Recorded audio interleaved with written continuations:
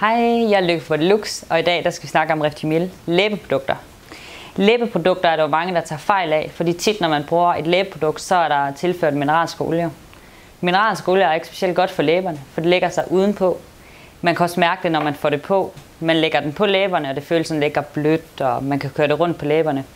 Men det gør bare, at det lægger sig udenpå, frem for at trænge ind i læberne. Når du går ind og bruger Reftimil, så er den uden mineralske olier, lavet på planteolier.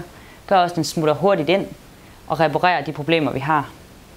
Vi anbefaler at bruge i krukken her, balmen, til om natten, fordi den er meget helende. Den er også lidt mere fyldig i konsistensen. Man skal lige huske at tage den op imellem 2 fingre, massere den varm, så den bliver lidt let og blød. Så påfører man læben, og så kan man sove med den i løbet af natten. I løbet af dagen anbefaler vi så stikken, fordi stikken er let lige at have med i lommen.